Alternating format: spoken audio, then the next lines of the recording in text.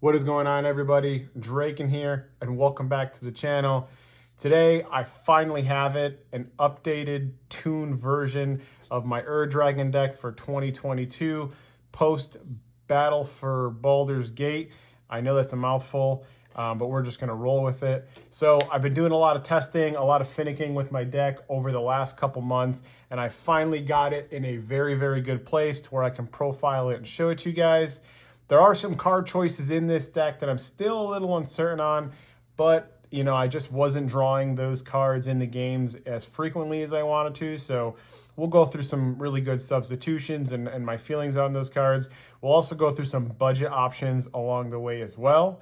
You'll notice that we have subbed out the Dragon Pokemon mat for this lovely official Ultra Pro Wizards of the Coast Commander Dragon playmat.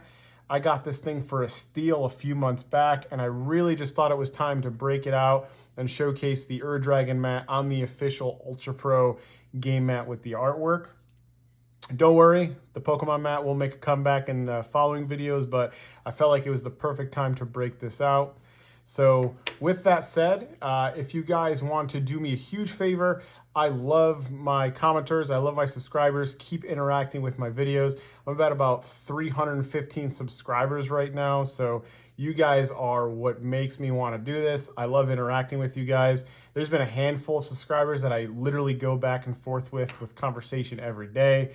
And I like to brainstorm with you guys. I like to look at your decks, take ideas, exchange ideas. So if you could keep commenting, keep subscribing, keep liking the video, that means a lot to me.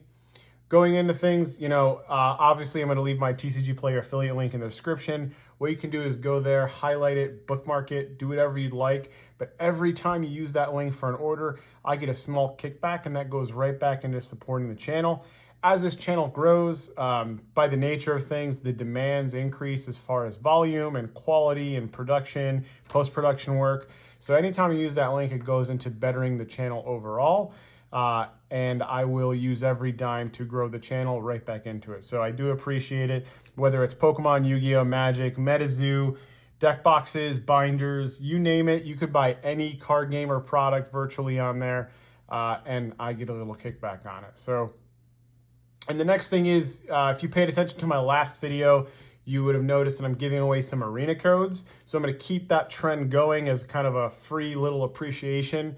This time, I'm just going to leave it in the description or a pinned comment, but we are giving away the Secret Lair Streets of New Capenna, the Gilded Foil set. So it'll be an arena code to give you all three of the Gilded Foil commanders that they released. I believe that was Atraxa, Yidris, and Brea. Those are the three that you will get in the beautiful Gilded Foil for your arena. So again, congratulations to whoever takes that. Kind of a first come, first serve basis, but there'll be more giveaways in the future. I'm just trying to get rid of these arena codes as the Secret Lair product I order trickle in. But without further ado, let's finally get into the profile. Again, I'm super excited for this.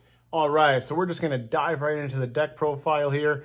We're gonna first review our commander. For those of you first timers here, we are piloting the Dragon. He's the center of our deck.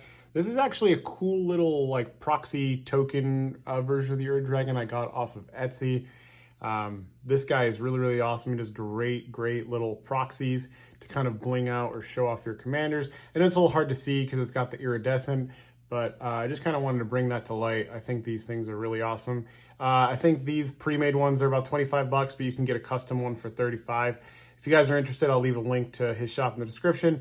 No sponsorship, no affiliation, just a really cool product. But this is kind of why we're here. The Dragon is our commander. So we'll go over him real quick. He is a Wooburg commander, so he's one of each color and 4. He's a 10/10 flyer, and he has Eminence. So all your dragons cost 1 less to cast when he's in the command zone or on the battlefield. And whenever one or more dragons you control attack, you can draw that many cards.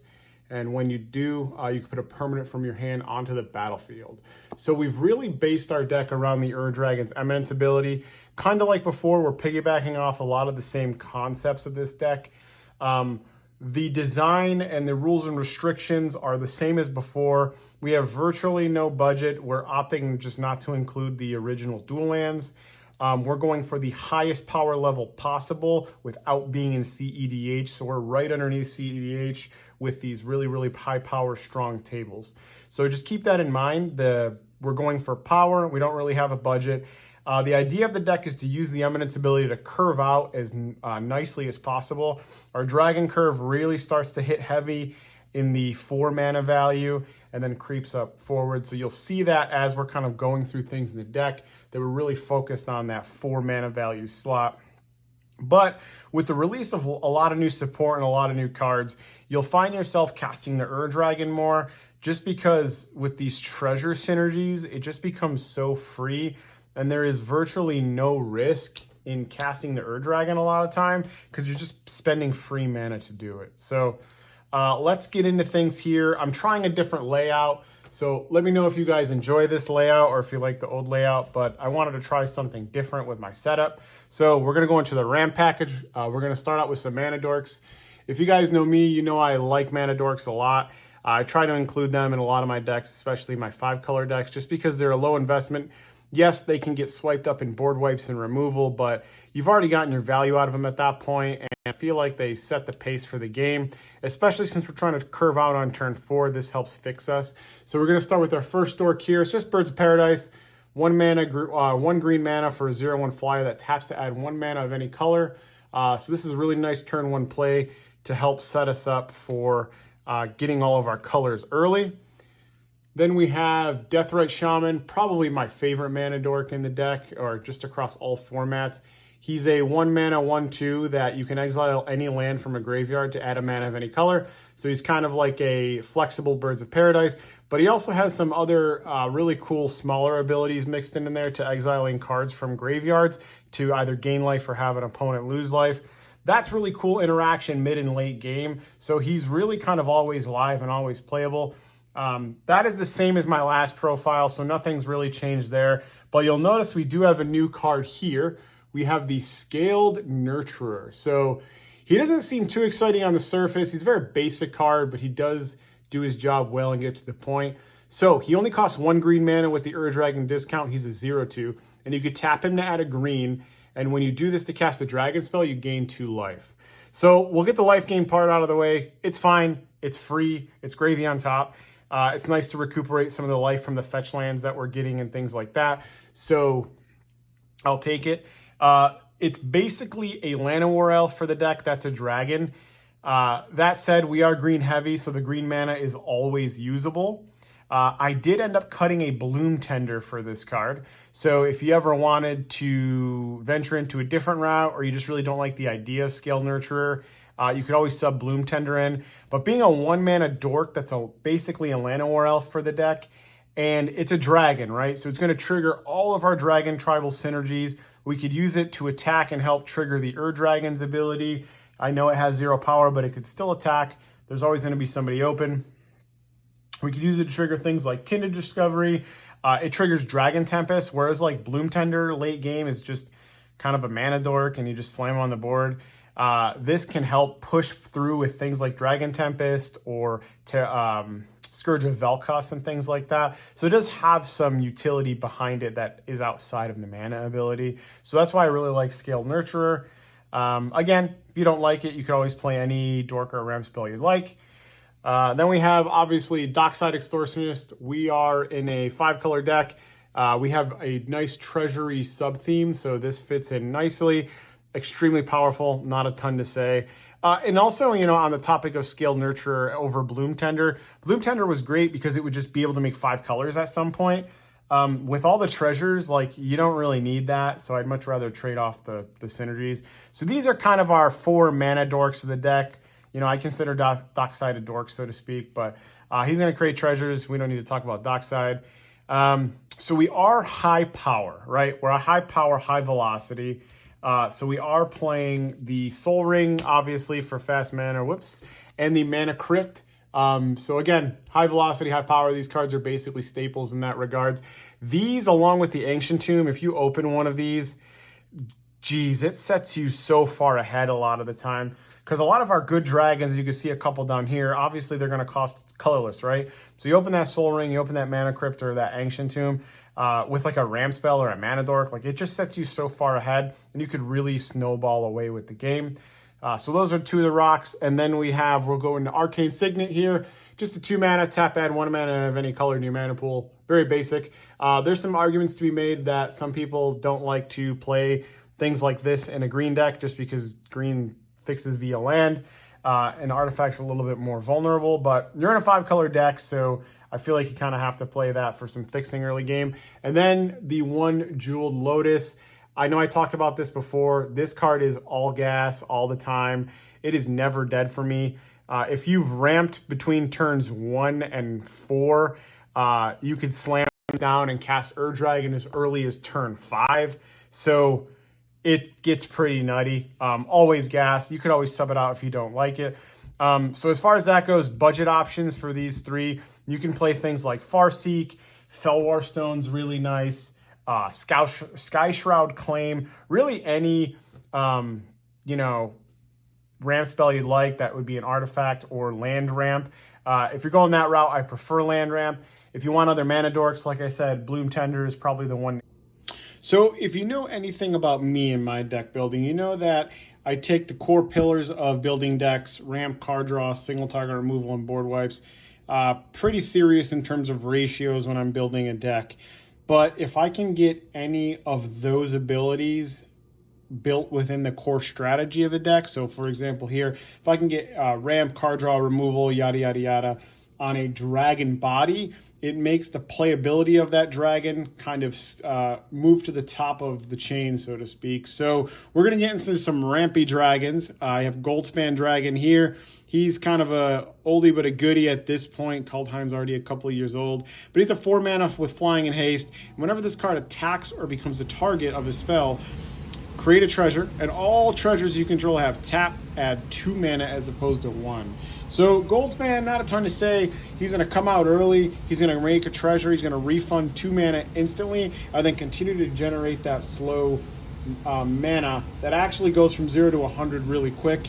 2 treasures, basically. 1 treasure is 2 mana, so 2 mana turns to 4, 4 turns to 8, 8 turns to 16 very quick. So Goldspan, when not dealt with, does get on a hand very, very quickly.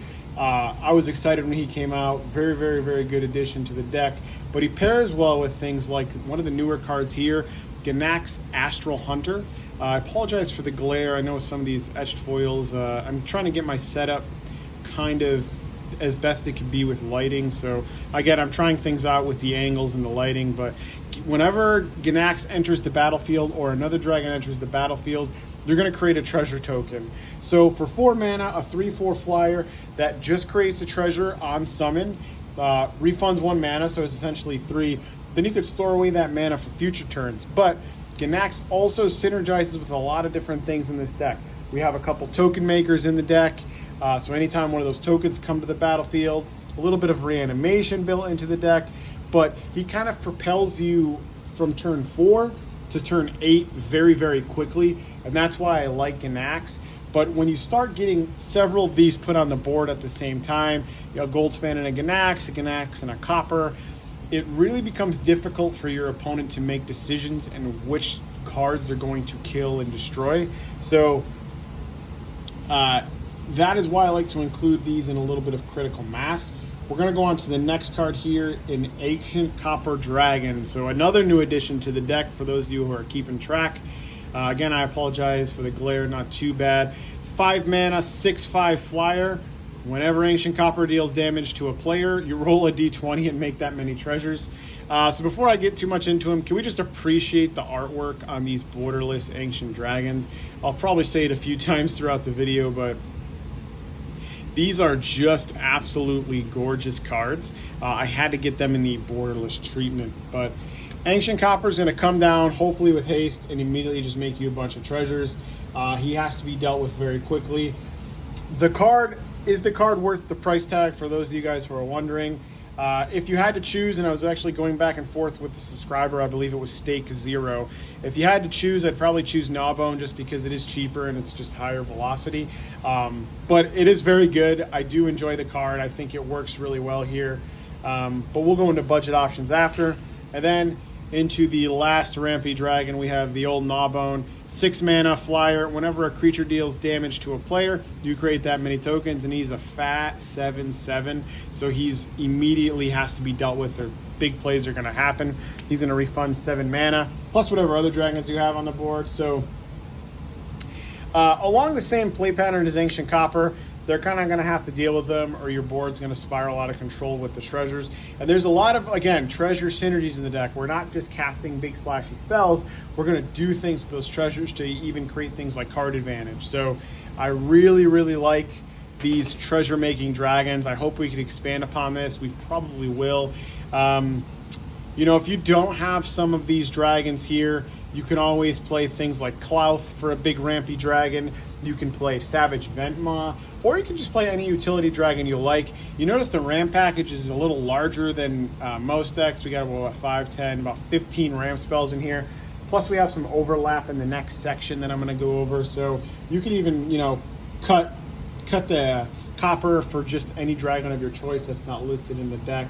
So that is it for the ramp. So next we're going to be going into the card draw package of the deck, which I feel like is probably more important than the ramp, just based on the nature of playing big splashy dragons. Like, they're going to be dealt with. You're going to play cards out of your hand quickly, so we're going to need to be able to refresh our hand and recoup that advantage. But we do have a little bit of overlap from the previous section in the deck. So these two cards I'm bringing up are both ramp and card draw. So this is the Great Henge. This is a 9-mana rock. Basically costs X less to cast, where X is the greatest power amongst creatures you control. Tap to add 2 green. Whenever a non-token dragon enters the battlefield, you put a +1/+1 counter on it and draw a card. So very straightforward. We have big creatures, so it's only going to cost, you know, 3, 4, 5 mana, and you get some mana back out of it. And more importantly, all your dragons are replacing themselves. So you'll see a lot of that effect in the deck, where dragons just come to the board and you draw a card. They almost cantrip in regards. So it kind of keeps our hand full, keeps our dragons coming, and really puts our opponents in bizarre positions. Because if I play a big dragon, but I've just replaced it in my hand, now your single target removal is not as strong as it usually is. The next card here is a new addition. This is Professional Facebreaker from Streets of New Capenna. Unfortunately, not a dragon, but is a 3-mana 2/3 with Menace.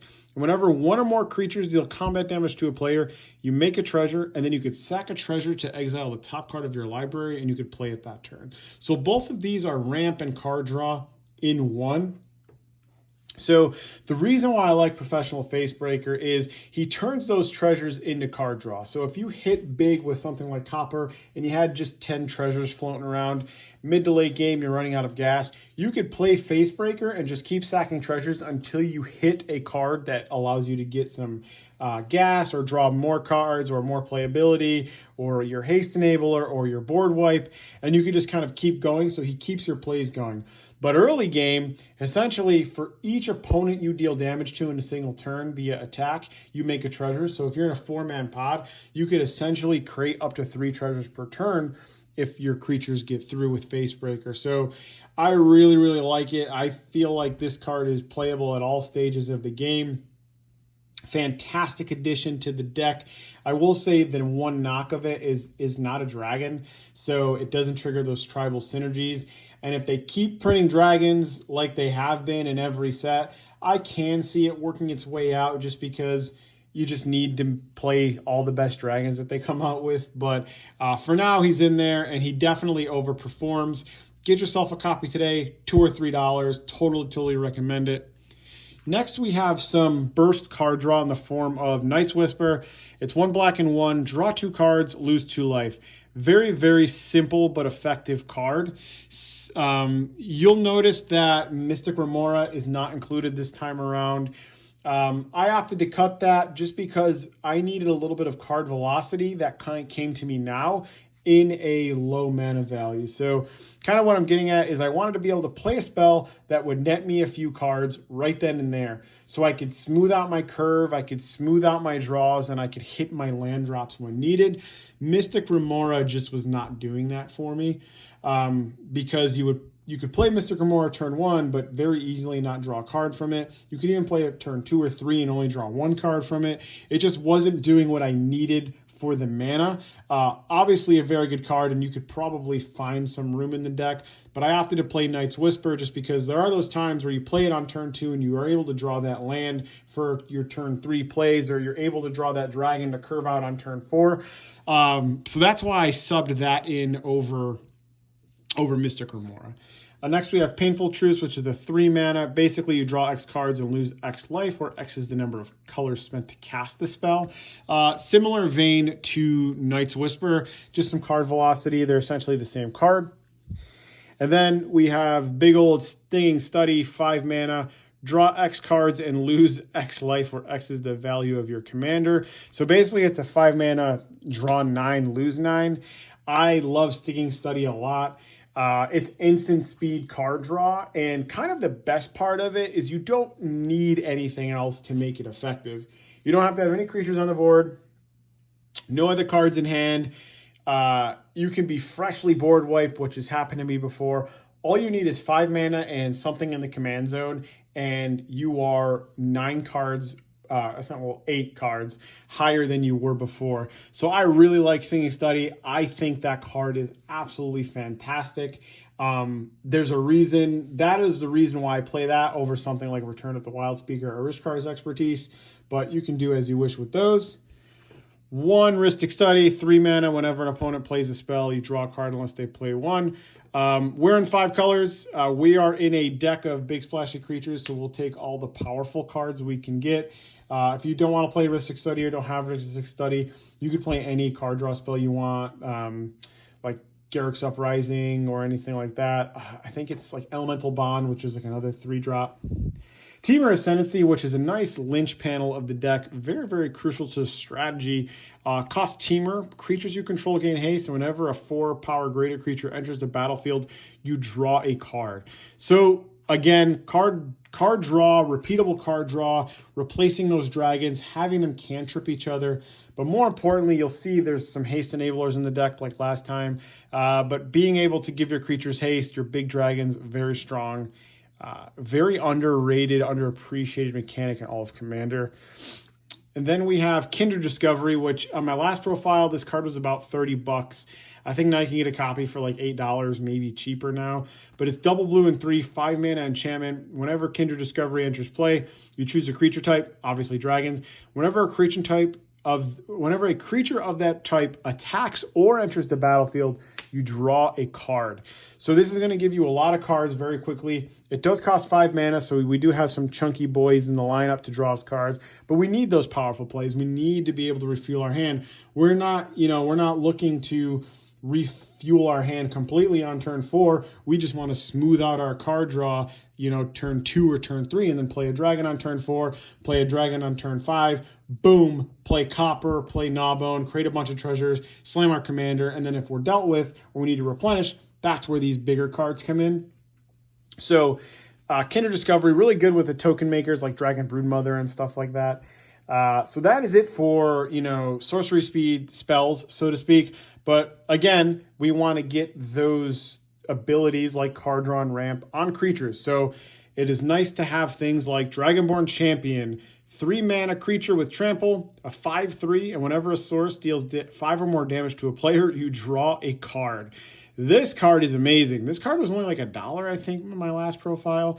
He's shot up to at least $6 or $7, but 3 mana in this deck is a little clunky, but like you have to play Dragonborn Champion. Repeatable card draw in the form of a dragon, but it's anytime a source deals damage. So whether it's by battle, whether it's by Tear of the Peaks, whether it's by Scourge of Elkus, Dragon Tempest, whatever it is dealing damage, as long as it's 5 or more, you're going to be able to draw that card. So I think Dragonborn Champion is a must-have staple in the deck. Well worth the $6 or $7. I think it's worth $15 in this deck. So not financial advice, do what you wish, but fantastic card. I like Dragonborn Champion a lot. The next 2 cards are similar. We have Dragonlord Ojutai, which is blue, white, and 2 flyer. It has hexproof as long as it's untapped. And whenever it deals damage to a player, you look at the top 3 cards of your deck and put 1 in your hand at the rest in the bottom of your library. So this is card draw on a dragon, but it's also card selection. So you basically get the best card of the 3. If you have haste on something like this, come down on turn 4, smack somebody in the face, draw a card. Turn 5 comes around, smack somebody in the face, draw a card. And then by the time they're like, man, maybe we should deal with this, you've already gotten 3-4 cards off of it, and they could kill it at that point. It doesn't matter. Next, we have Imrith, Desert Storm, 2 blue and 2 flyer. It has Ward 4 as long as it's untapped, basically hexproof. Whenever it deals damage to a player, you draw a card, and if you have fewer than 3, you draw equal to the difference. So you're not usually drawing more than 1 card off this. If you do, take it. It's fantastic. But again, same concept as Dragon Lord Ojutai. You draw 2 or 3 cards over 2 or 3 turns. I mean, you're keeping your hand replenished, you're keeping your hand full, you're keeping your plays going, and you're basically getting cards to use all those nice treasures with, right? It's great to have 20 treasures, but if you have nothing to cast, they're useless, right? So keep our train going. We have the next Ancient Dragon of the lineup. We have Ancient Silver, which, God, the artwork on these is so nice. Again, you'll hear me say it. I love these borderless dragons. This one costs a little bit more higher on the curve. This is going to cost us 7 total mana with 2 blue flyer. Whenever it deals combat damage to a player, you roll the d20, draw that many cards, and you have no maximum hand size. So it's a later in the game fatty that's just going to refuel your hand and give you gas for the rest of the game. Not much to say. I would say every card here, beside the Henge and the Silver, are very, very budget friendly. Oh, I'm sorry, and the Ristic. Very budget friendly. Again, you could play any artifact, ramp spell, or card draw spell here. Same thing here. You could play Mystic Remora or Garruk's Uprising, Elemental Bond, any of those, enchantment-y card draw spells. As far as Silver Dragon goes, you would love card draw on a dragon, but honestly, I cut Return of the Wild Speaker for this, so you could just slot in Return of the Wild Speaker and really not miss a ton of value there. You can also play Rishkar's Expertise in that slot as well. But this is what I went with, and there's also a lot of really good budget options. All right, so next on the agenda is some of the removal package that you see. So my removal package is a little bit wonky, so it takes a little bit of explaining to understand. I do like single target removal a lot. I feel like it's a very important part of the game.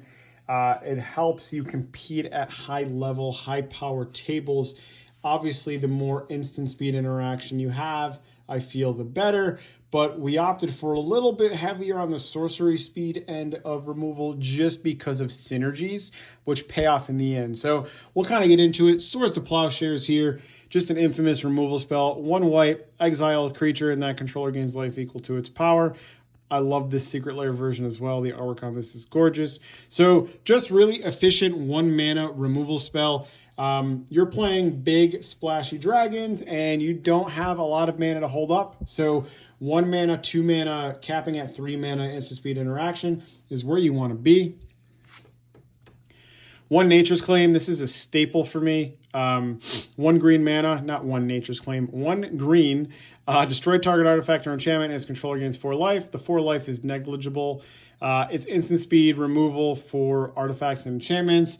I always include Nature's Claim in my builds when I play green. I feel like it's a staple card. Very efficient removal. Again, if we can keep our removal between 1 and 2 mana, capping out at 3 for some versatility, it allows us to deploy those dragons and keep up some protection. We have next is Assassin's Trophy, green, black. Destroy any permanent and the controller may search for a basic. So I like Assassin's Trophy for a couple of reasons. It deals with any permanent, artifact, enchantment, creature, even lands. Kill that Gaia's Cradle, give him a basic, anything really. So I like the versatility of Assassin's Trophy. And then we do play the Anguished Unmaking really just because it's versatile. So it's going to exile as well. So exile target non-land permanent, you lose 3 life, 3 mana. So it's going to be the maximum of what we want to pay for some instant speed interaction, but I'm including it because of the exile. Sometimes there's just a nasty Perforos on board or a god, and you're just like, I'm not trying to play that kind of game with Perforos right now, so we're just going to exile it, and if it's your commander, we'll deal with it later. If not, we're in good shape. So those are kind of some instant speed target removal. we are going to go on to some of the counter spells here. We have Swan Song, which is a 1 blue mana counter target enchantment, instant, or sorcery spell, and the controller creates a 2/2 flying bird.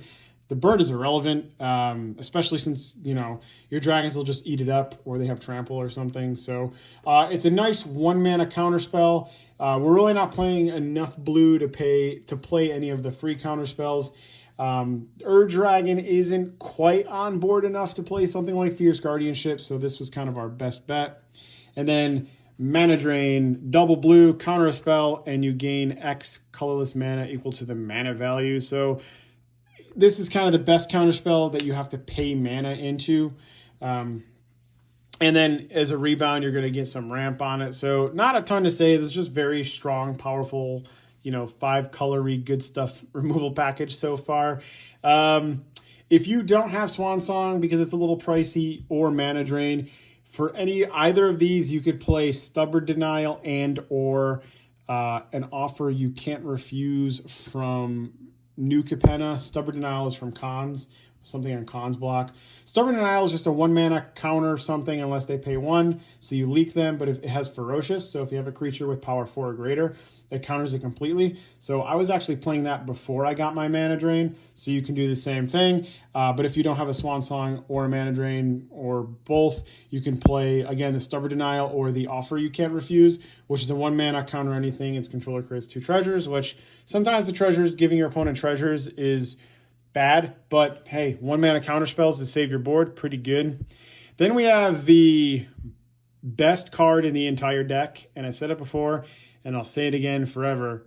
This is the single best card in the entire deck. Dragon Tempest, 2 mana. Whenever a flyer enters the battlefield, it gets haste, and whenever a dragon enters the battlefield, it deals X damage, where X is the number of dragons you control. So this card gets out of hand really quick. For 2 mana, you're going to give all your beefy boys haste, and then when they enter the battlefield, you get to ping something for each dragon on the board. So it starts at 1, and then 2, and then 3. Then you're just nuking any creature in your way.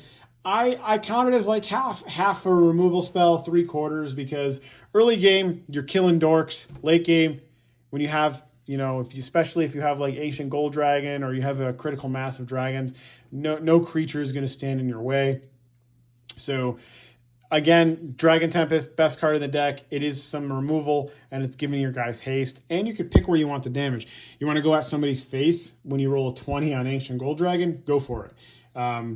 Or you know what I mean? Like, you would just go 20 over and over again. So great card. Next we have Terror of the Peaks. So Terror of the Peaks is a 4 mana flyer, 5/4. Spells your opponents cast that target this card, costs 3 life, so it's got ward 3 life essentially before ward was a thing.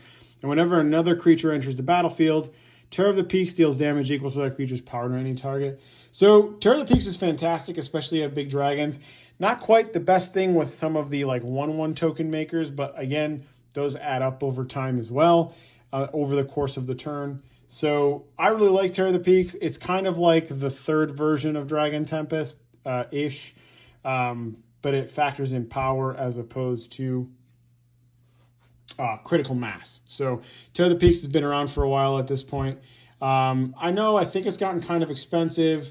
You could always play like Lozen, one of the new dragons. Is it dragon that whenever you cast a dragon, you can deal damage equal to its mana value. So if you don't have like Terror of the Peaks, Lozen is a great substitute to kind of get the job done. Next, we have Scourge of Velkus, which is 4 mana flyer. Whenever Scourge of Velkus or another dragon enters the battlefield, deals X damage, where X is the dragons you control. I don't want to say a ton, because it's just a creature version of Dragon Tempest, so we all know how powerful that can get. Then, going on to the last dragon, this is a pet card of mine, but this card performs well every time. It's Vivictus Asmadi, the Dire. It is Jund and 2 flyer. Whenever it attacks, for each player on the board, they all sacrifice those permanents, and then each player flips a card from the top of their deck. If it's a permanent, it goes to the battlefield. So not only is this mass, I say mass loosely, it's a removal piece for each person on the board. You're getting rid of their most annoying or their strongest creature or their best permanent in exchange for whatever's on top of their deck, which is usually not better than what you're killing, because obviously what you're killing is a problem. You know, you kind of compare it to Chaos Warp on a creature, right? Chaos Warp, totally playable card, awesome. So it's the creature version of that, triggers all of our Dragon Tribal synergies, but deals with multiple problems at once, which is really nice. And again, they're going to get whatever card off the top of their deck. We're going to probably get a big gnarly dragon, or a really flashy card draw spell or control spell or something to kind of keep our game going. And we choose all the permanents. So if I'm land flooded, I'll kill a land, or I'll kill a mana dork or something stupid, and I will kill their best permanent. So the Invictus, a pet card of mine, but I highly suggest you play it and try it out. It is one of my favorite cards. And then I have cut down on board wipes, just because the higher you go in power level, the less creature-y things get. So I'm only including 2 board wipes, especially since I'm heavier on the removal, so bear with me. You could always include more board wipes if you'd like, but Cyclonic Rift, 7 mana, bounce all non-land permanents to their owner's hand. Again, we're 5 colors, we're going to play it. And then this is new addition. I was playing Toxic Deluge over this before, but this is 5 mana with double black, kill all dragons or non-dragons. The reason why I opted for that over Deluge was because the life was getting a little heavy with the fetches at times, things like Ancient Tomb, and I was putting myself in like kill range, especially when I was playing against, you know, more other creature-based decks. So I felt like Crux of Fate was just a safer bet for me in terms of life. I might go back to the Toxic Deluge, we'll see. But they both perform the same. This is completely one-sided, where Toxic Deluge, you kind of have to crunch some numbers. So you can play whatever board wipes you would like, but I opted for these 2 again. Toxic Deluge is a good one. Some budget ones, there's a million Wraths in the format you could play, so you could play any of those, but this is our removal package. So next, I just want to touch base on some of like the good stuff cards, cards that really don't have a role, but I opted to include just for overall power. You can cut any of these cards, probably besides Rhythm of the Wild, just because it has haste or gives haste. Any of the other cards you can cut if you don't like them, or you don't want to include them, or you feel like you don't need them, or you just don't have them. You can play anything in place of these, but this is what I've just included in this section for power. So you'll see a lot of tutors here. We have the Enlightened Tutor. This is 1 white, search for an artifact or enchantment card, put it on top, instant. This is going to get your Dragon Tempest almost all the time, any of your artifacts that you would need. You know, one of your enchantments, a haste enabler, so anything like that. So that's why we included the Enlightened Tutor. Vampiric Tutor, grabs any card, puts it on top, you lose 2 life. We are a creature deck, so we're opting for Worldly Tutor. So this will look at any creature, right? Let's look at a big dragon. This will get a Mana Dork, which is why we also include the Mana Dorks for synergies like that. And then Demonic Tutor will get you any card that you like for 2 mana, puts it right into your hand. Again, you don't have to play any tutors if you don't like. We're going for power, so I downsize in the variants. You'll notice the omission of Imperial Seal. The only reason why it's not in here is I just haven't bought one yet. If when I do buy one, it's going to go right in here. I'm not too sure what I'll cut for it, but when I get an Imperial Seal, it'll go in. I'm just not super pressed to get one right now. Next, we have kind of a overperformer, Steely Resolve. I love this card. 2 mana, choose a creature type. Creatures of the chosen type can't be targets of spells or abilities. One of my favorites. It's kind of a pet card of mine, I'm going to be honest.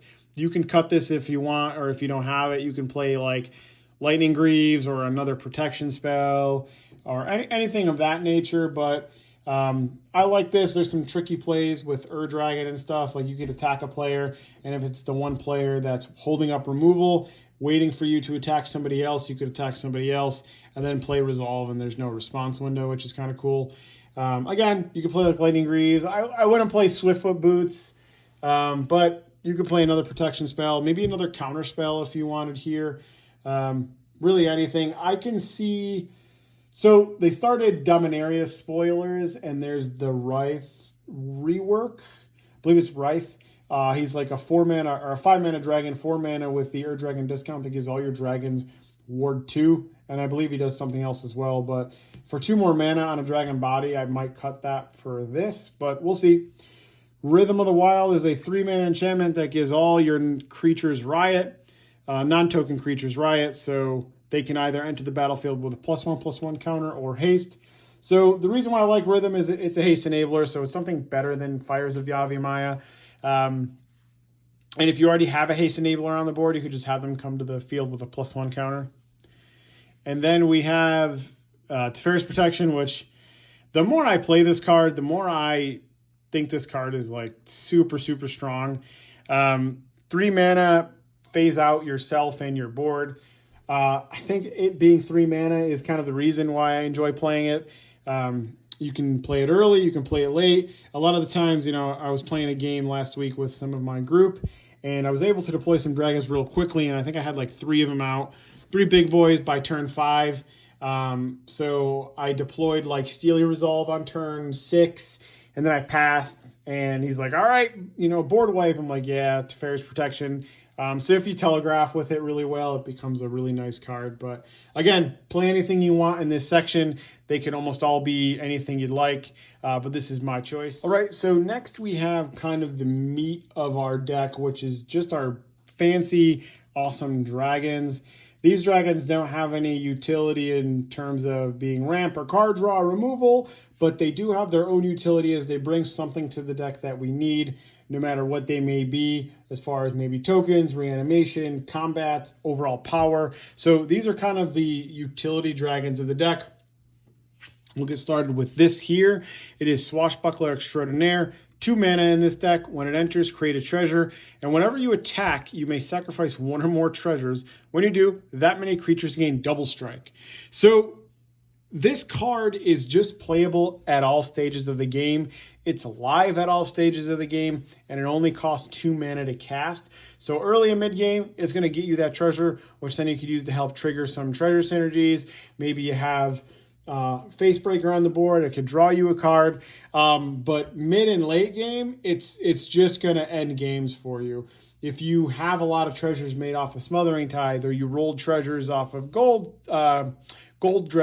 Copper Dragon or Gnawbone, you could just sack those to give your board double strike and just straight up end the game out of nowhere.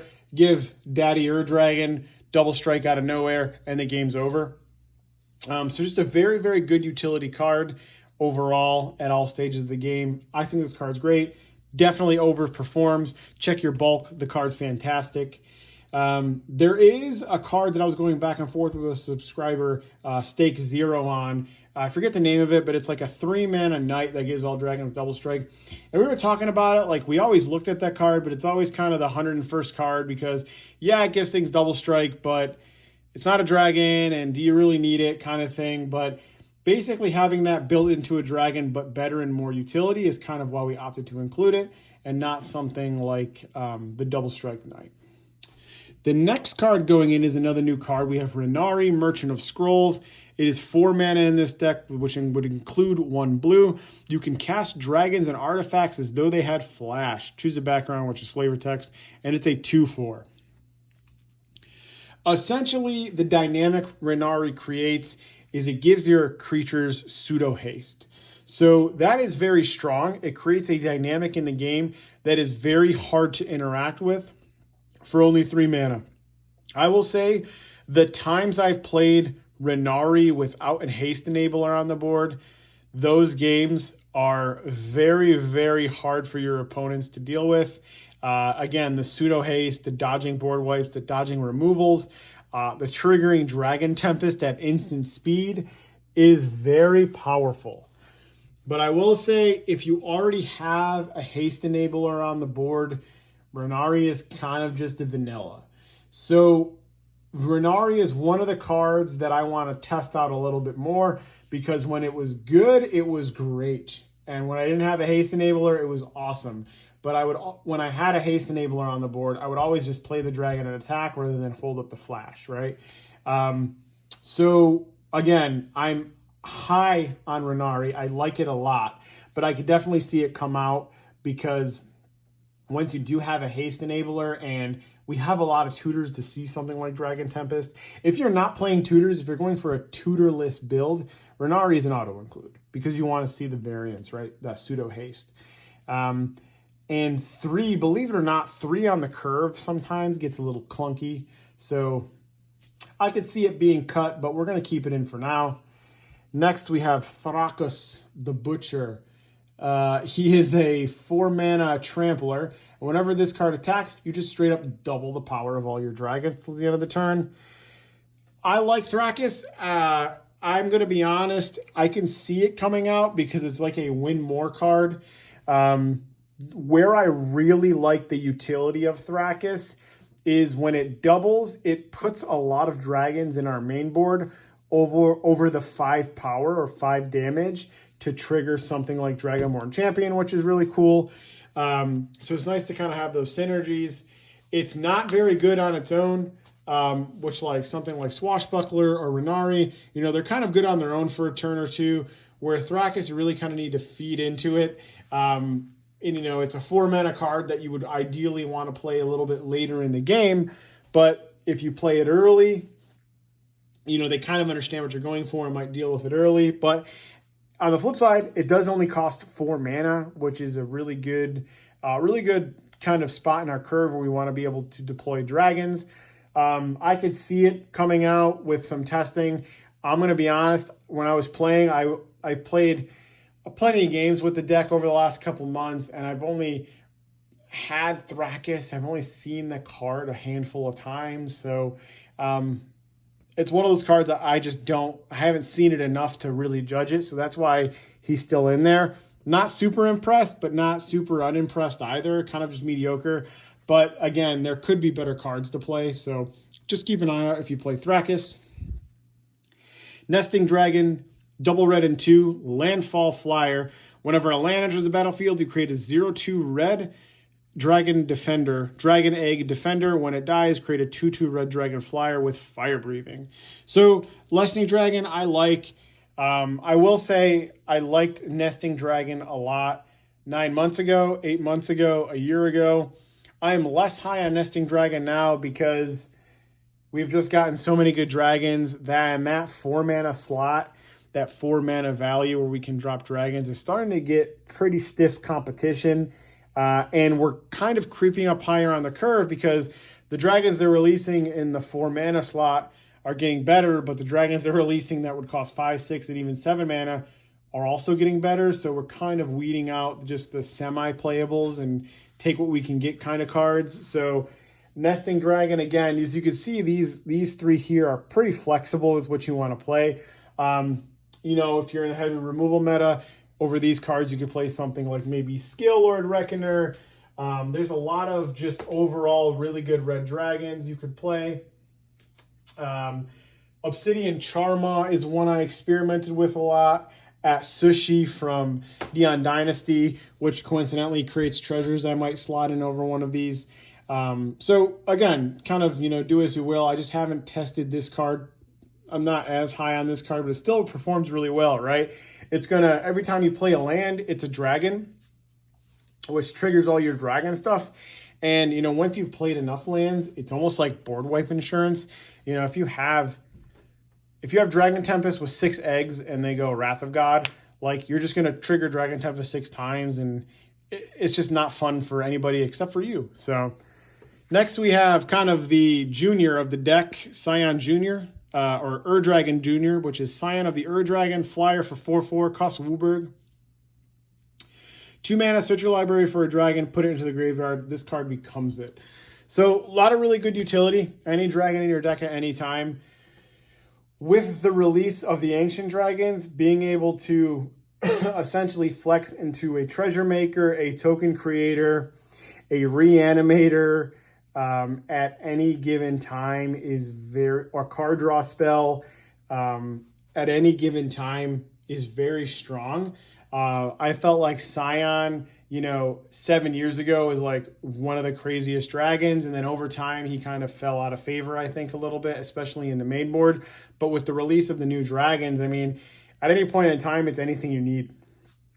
So Scion is kind of reclaiming its throne as one of the better cards in the deck. Next, we have, you got to play the obligatory Hellkite Courser. It is 5 mana with double red, flyer, 6/5. Whenever this comes to the battlefield, you just grab your commander, play it on the board, it gains haste, and you put it back in the command zone. So based on the wording, it's going to avoid all that commander tax, which is nice. But essentially, you're going to cast for 5. So you're going to get 2 bodies for 5 mana. Maybe you have a haste enabler, so Hellkite can attack. If you don't, you can still attack with the Ur Dragon and just dome somebody for 10 on turn 5. One of the best feelings in the world is a turn 5 Ur Dragon, and you just look up at the table and you're like, all right, who wants it? Like, who's going to catch the smoke with the Ur Dragon on turn 5? Nobody sees it coming. They don't want to waste removal or interaction on it because it's just going to go away. The only thing that's going through the minds of the people at the table is, who's it coming at? Because they just have to eat it. It's just one of those scenarios where it's a lose-lose. Do you waste the Swords to Plowshares on it and get me 10 life on a creature that's going to die anyway? So then you just hit at them with a 10/10 flyer. You draw a couple cards, you put a free card for your hand into play, call it a day. One of my favorite cards in the deck, one of the best dragons to come out in recent years. Really strong on turn 5, even turn 4 when you'll be able to play it. So Hellkite Courser, always a good include. We have Merim, Sentinel Worm. It's Teamer and 2, Flying Ward 2. When another non-token dragon enters the battlefield, you make a copy of it, and it's not legendary. So this card is interesting because it does add a little bit of velocity to the deck, a little bit of just kind of over the top powered, so to speak, in terms of some of our dragons. Just some of the ones in the board we're looking at, 2 Broodmothers and 2 Lathless, 2 copies of Ancient Brass or Gold, or really any of the other dragons we talked about previously. Making them in mass and duplicate copies of is very, very strong, obviously. So strong that obviously Mirim has her own decks crafted around her, different dragon tribal decks. So that's why we included. Never really dead. Making copies of your best cards is always good. So I will take it. We have Dragon Broodmother here. This is green, 3 red, and 1 flyer. At the beginning of your each upkeep, create a 1/1 green and red dragon with Devour 2. So the reason why we're playing this is it just gets us a lot of dragons on the board very, very quickly. They could be 1/1s, they have Devour 2, so they can get larger to trigger other synergies. But, obviously these cards with things like Dragon Tempest, things like Kindred Discovery, all those things really kind of help them work in conjunction together. And triggering things on each upkeep is always very strong in a game like Commander. So that's why I opted for the Broodmother. Another token maker in the form of Lathless. It is 3 in red, flyer. Whenever a non-token enters the battlefield, you make a 5/5 flyer, and then 2 mana dragons have fire breathing. So again, these 3 are all along the same lines of creating that critical mass. Some make big tokens, some make small tokens, some make both. But we're trying to trigger those dragon synergies as much as possible just by kind of playing the game. So that's why we opted for those. Then we have the lovely Tiamat here, which is Wooburg and 1 in this deck, flyer 7/7. And when it enters, you get your 5 best dragons for the scenario. Put them into play. I was actually looking to cut Tiamat just because, I don't know if it was just me, but it was just never what I wanted or needed at the time. I much rather would play other cards, but I gotta say, I was pretty conservative on the curve of this deck, so some of my haymakers and game enders, I don't play as many. So it's nice just to have a card that gets you the best cards in your deck. So that's why I opted to keep the Tiamat. I want to make room for some more game enders like Finale of Devastation, but that'll come with some more testing. But previous versions, Tiamat was not exciting. In this variant, Tiamat's actually quite good. Again, just because it's going to refuel your hand and give you more gas. The Dragonlord Jamoka, which has now come in the really nice borderless frame. It is 5 total mana for a 5/7. Can't be countered, flying lifelink, and your opponent can't cast spells on your turn. Really appreciate this artwork by Richard Kane Ferguson. Fantastic. But the higher you go in power level, the more relevant that ability becomes. If you're playing at strong tables like me, this card's nuts. If you're playing at lower power levels, not as good. So you could opt to cut it in that rate. But I always like Dragon Lord Jamoke a lot. One of my favorites. And the lifelink, honestly, it matters. When you're playing fetches and stuff like that, it does matter and comes up. All right, Scourge of the Throne. It is 3 red flyer with dethrone.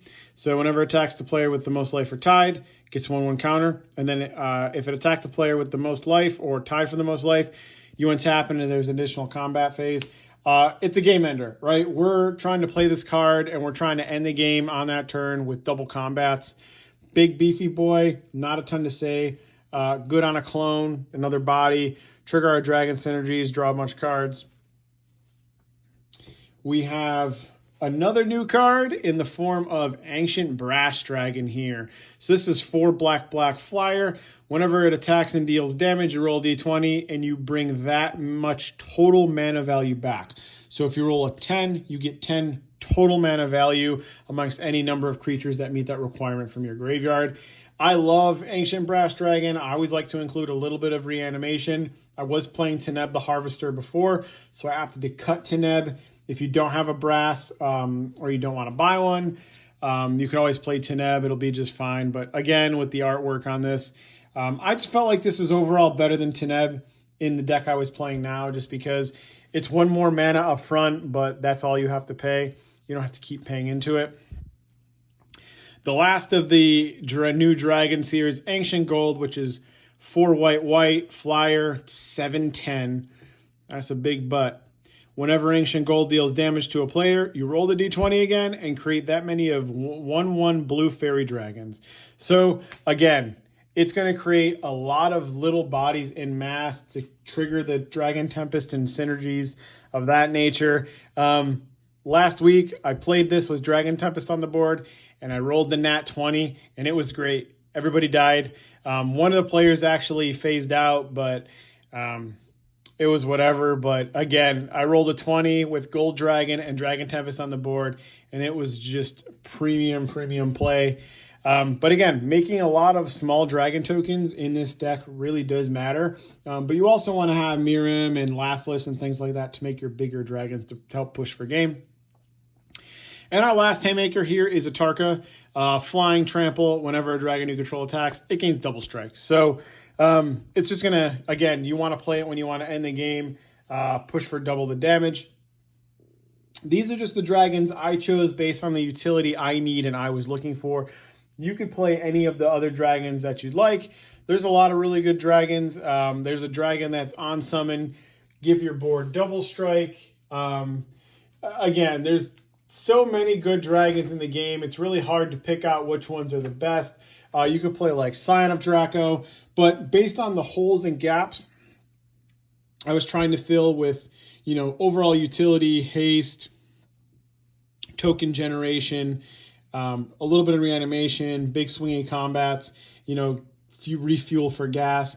This is what I needed as far as my dragon lineup. But again, you can play whatever you'd like. All right, last but certainly not least, we have the land package here.